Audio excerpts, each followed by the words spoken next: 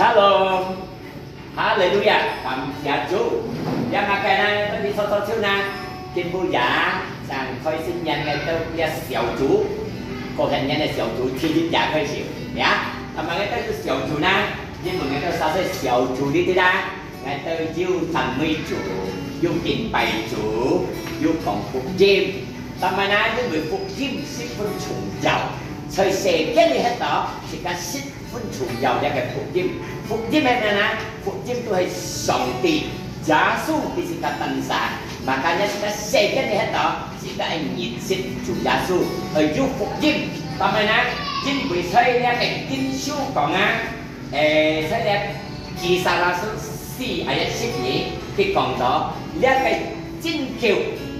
人有得救，用啊，在世間裏啊。mỗi một名hiệu救世ca，除了耶穌基督嘅名列名，就有救世ca。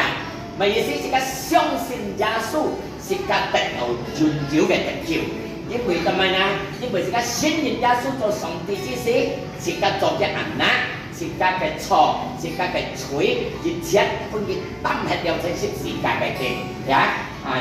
但係呢，都係佢嘅小組嚟世界嚟論就主呢，因為喺羅馬書。Chỉ sử dụng chất anh nhông còn đó ngày đó sa dụng cái trong cái sinh sinh thiếu cái sinh sinh tùy nhiên là cái phục diêm nhưng vì sao phục diêm mà nên kêu chiều nhiên lại sa xong sinh phục diêm tạch dùng chiều cái sang nhà sẽ chân đi hết đó thì cách tạch tổ cho cách kinh âm tạch tổ cho cách thải lọ sinh phát thì cách tạch chiều theo đúng một thì cách tạch chiều thông qua cái phục diêm sa thì cái sự phúc cho cái phục diêm mỗi cái世間嘅熱口設計得到全球嘅生命，但係呢，因為耶穌上帝嚟到世間做最大嘅事，而嚟到世間出世，時出出時間，生嘅人係佢福德，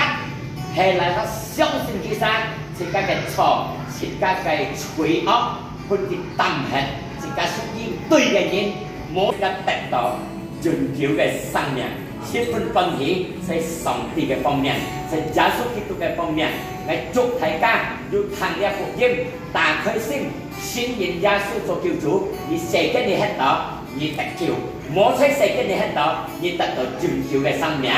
而心打開嚟，上帝充滿樂意，也係領落喺嘅心中嚟拯救你，而得到全球嘅生命。在耶穌基督嘅名，我哋感恩，我哋禱告，哈利路亞，阿門。